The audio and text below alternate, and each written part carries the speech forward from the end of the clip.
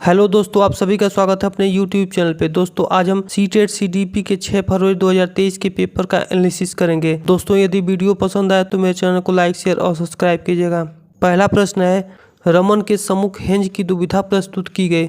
उसने प्रतिक्रिया व्यक्त की कि पैसा नहीं चुराना चाहिए क्योंकि चोरी करना अपराध है और ऐसा करने से समाज में अव्यवस्था पैदा होती है। वर्तमान में रमन नैतिक विकास की किस अवस्था में है? इस प्रश्न का उत्तर को ऑप्शन डी, कानून एवं व्यवस्था अभिन्यास। इंपॉर्टेंट पॉइंट है, कोहलबर्ग से पूछे जाने वाले नैतिक कथाएं। यूरोप में एक महिला मौत के कगार पर थी। डॉक्टर ने कहा कि एक दवाई है जिससे शायद उसकी जान बच जाए। वह शायद एक तरह का रेडियन था जिसकी खोज उस शहर के एक फार्मासिस्ट ने तभी की थी। दवाई बनाने का खर्च बहुत था और दवाई वाला दवाई बनाने के खर्च से 10 गुना पैसे ज्यादा मांग रहा था। उस औरत का इलाज कराने के लिए उसका पति हिंज उन सब के पास गया जिससे वह जानता था।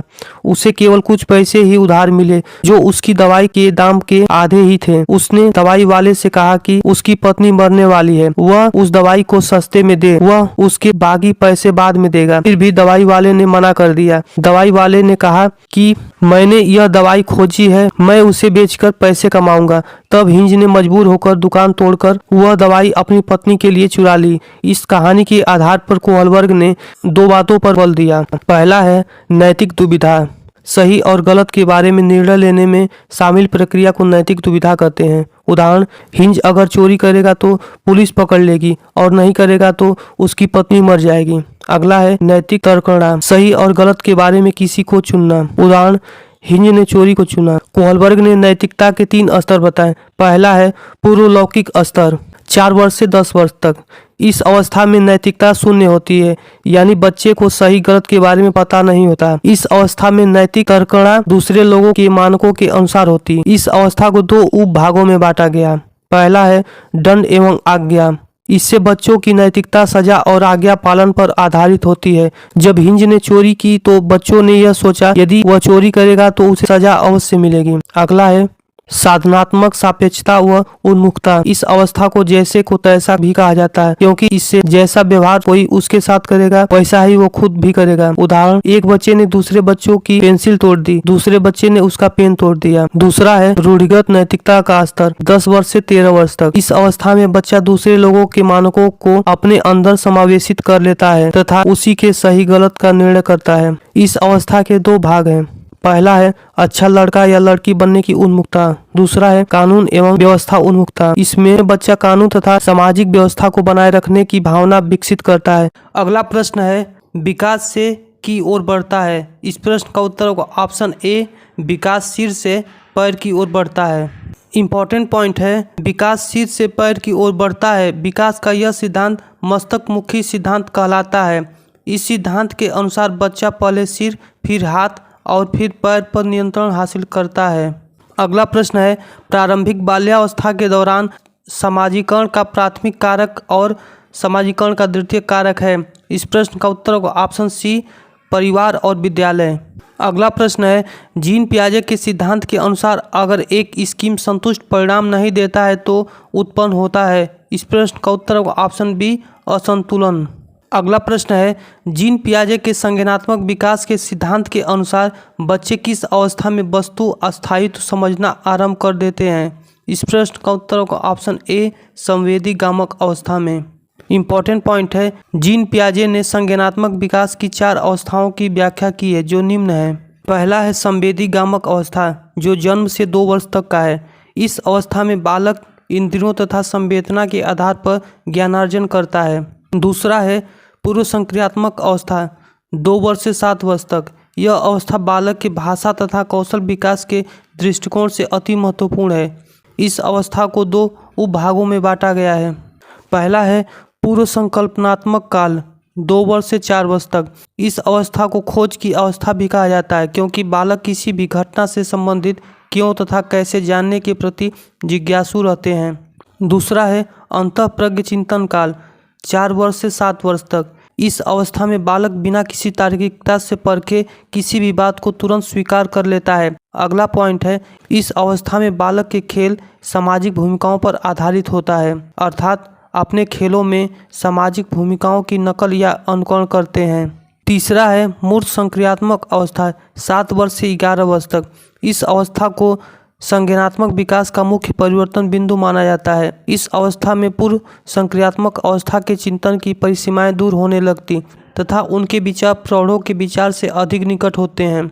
चौथा है औपचारिक संक्रियात्मक अवस्था जो 11 वर्ष से 15 वर्ष तक का है।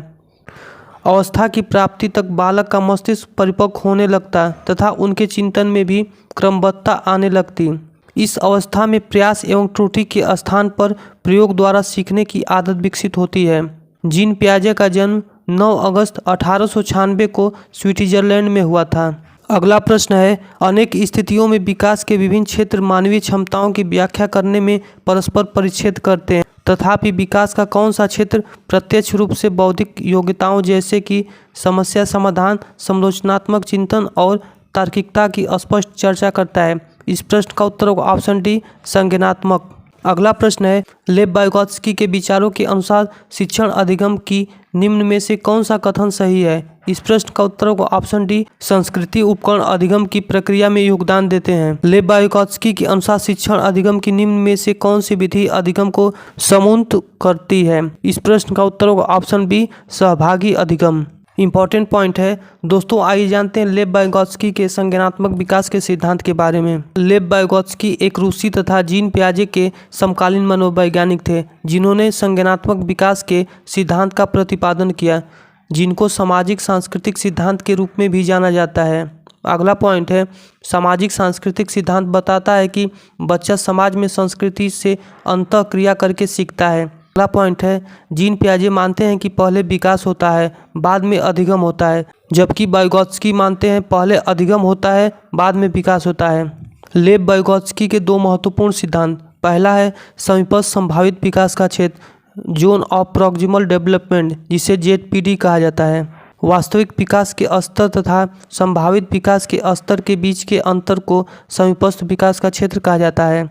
अगला है मचान या पाड़ स्कैप होल्डिंग, वयस्कों द्वारा दी जाने वाली अस्थायी सहायता को मचान या पाड़ कहते हैं। अगला प्रश्न है बाल केंद्रित शिक्षा किसकी अनुशंसा करती है? इस प्रश्न का उत्तर होगा ऑप्शन सी व्यक्तिगत भिन्नताओं पर ध्यान देना। बाल केंद्रित शिक्षा शिक्षक के साथ छात्रों की ज़रूरतों, क्षमताओं, रुचियों और सीखने की शैलियों पर केंद्रित है। अगला पॉइंट है जॉन डीबी ने बाल केंद्रित शिक्षा की वकालत की थी। अगला प्रश्न है हार्वर्ड गार्डनर के बुद्धि के सिद्धांत के अनुसार बुद्धि, इस प्रश्न का उत्तर होगा ऑप्शन डी कई प्रकार की होती है और व्यक्तियों के पास भिन्न प्रकार की बुद्धि के विभिन्न स्तर होते हैं।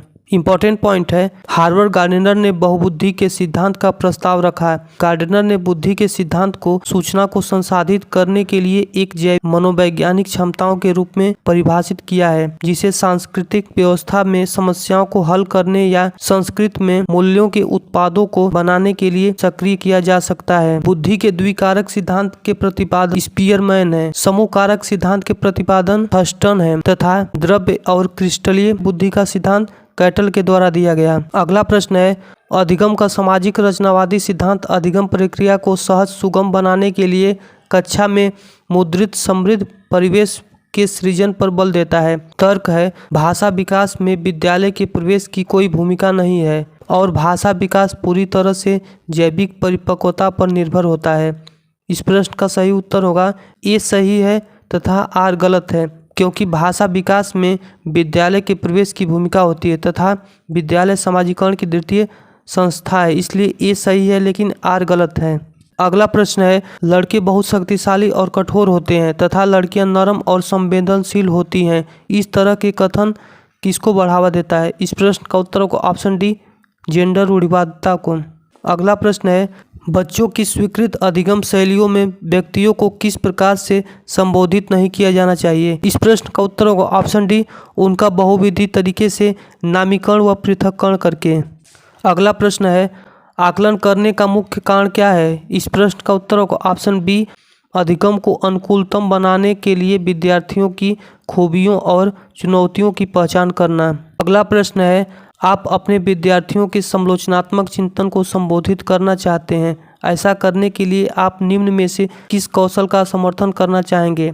इस प्रश्न का उत्तर होगा ऑप्शन बी स्वचिंतन या प्रतिबिंबन। अगला प्रश्न है, विद्यालय में सुवांछित पृष्ठभूमि से आने वाले बच्चों का निम्न स्तरीय निष्पादन किस ओर संकेत करता है?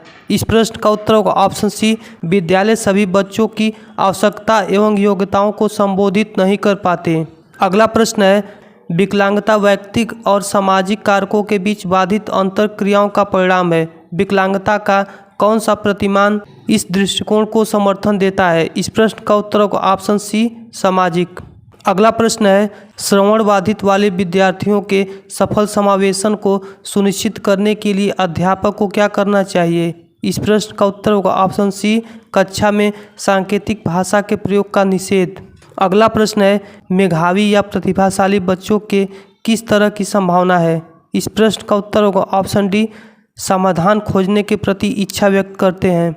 अगला प्रश्न है, निम्नलिखित में से कौन सा प्रावधान attention deficit hyper activity disorder वाले विद्यार्थी के लिए चुनौती प्रस्तुत करेगा? इस प्रश्न का उत्तर होगा ऑप्शन डी बिना किसी अंतराल के लंबी अवधि वाले व्याख्यान। अगला प्रश्न है, अभिकरण ए अध्यापक को अपने विद्यार्थियों को सहयोगात्मक अधिगम में सहयोग करने, समूह कार्य करने और सक्रिय रूप से भाग लेने के लिए प्रोत्साहित करना चाहिए।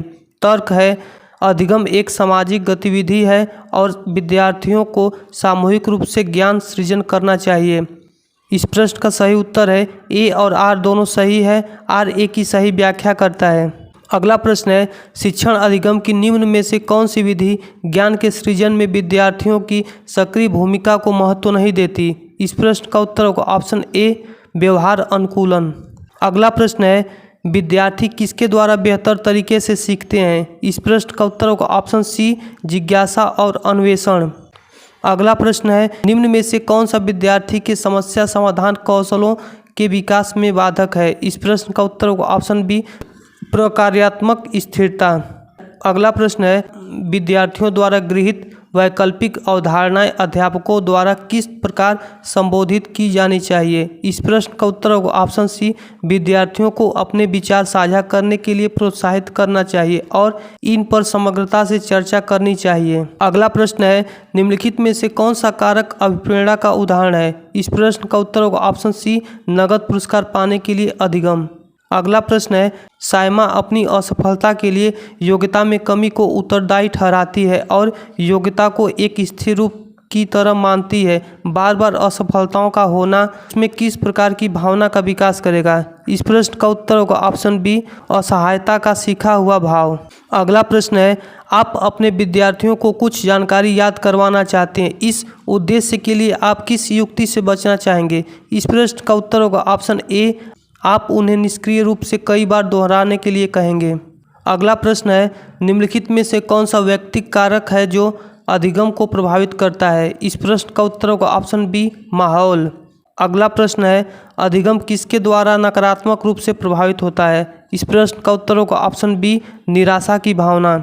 दोस्तों मिलते हैं अगले वीडियो में, तब तक के लिए धन्यवाद।